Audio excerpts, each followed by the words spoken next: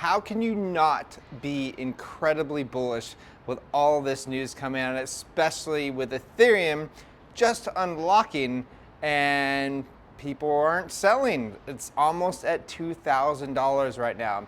I'm going to get into all that, but please first like and subscribe and check us down below for our CT Club, where you get our trade alerts, portfolio updates, and you get to see what coins we're getting into, like AI coins, DeFi coins, and so on. All right. Before I begin though, Twitter. If you like Twitter, you'll know that Twitter is going to start letting people trade crypto and stocks thanks to a partnership with eToro.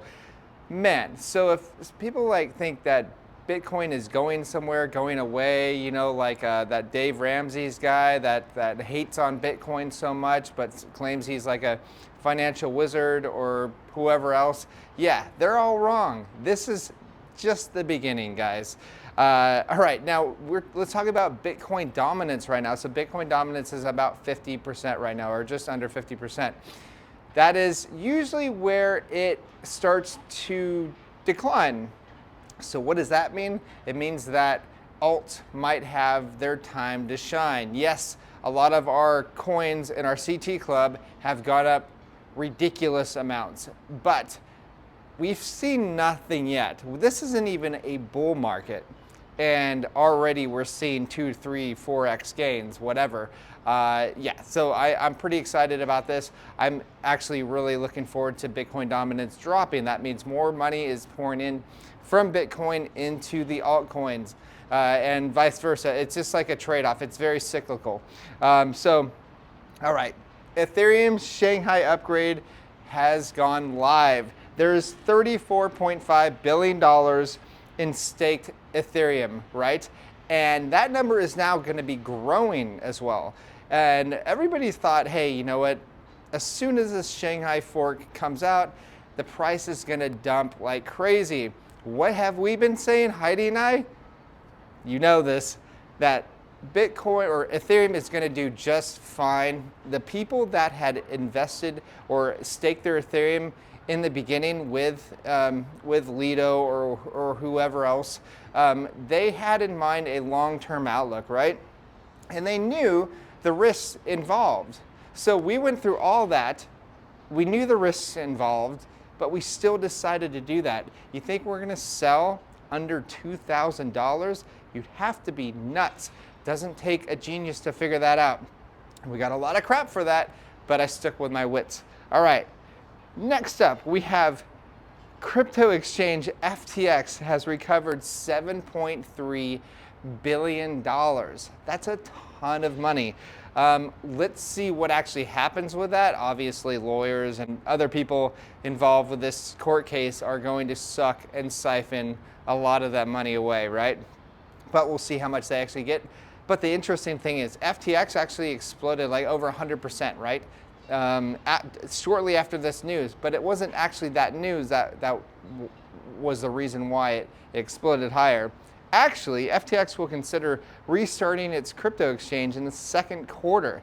FTX attorney, if you're crazy enough to go ahead and give them any money, you kind of deserve to lose your money.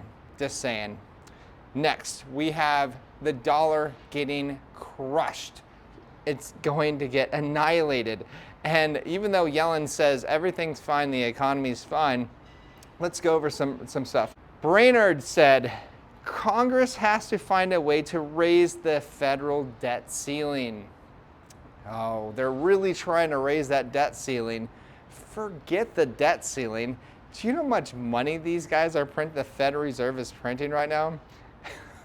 Let me go over this. Okay, Congressional Budget Office projects an $18 trillion of additional deficit spending through 2032, while inflation will be around 2% per year. That's the target.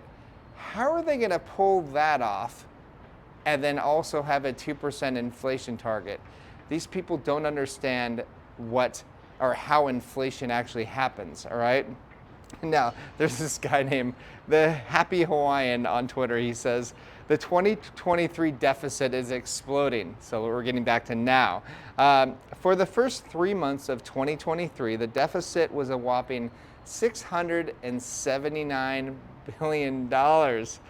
Did you vote for that? No, you didn't, did you? The debt ceiling didn't matter. Yeah, so they're printing and printing and printing. Okay, an increase of 134% over Q1 2022, which was 291 billion.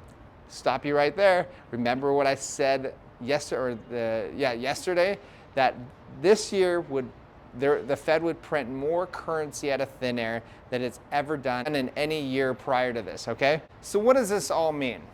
Well, I can tell you very clearly that Bitcoin is gonna go way higher. This news that I just presented to you is so bullish that it doesn't matter what happens around the world. Governments are gonna print and print and print. Some are gonna hyperinflate, some are going to just inflate like crazy. And for instance, back in 2022 or 21, steel was up 165%, lumber was up 125% or something like that. Now keep in mind, that's huge, huge inflation numbers. And so they're saying, oh, it's only gonna be 2%.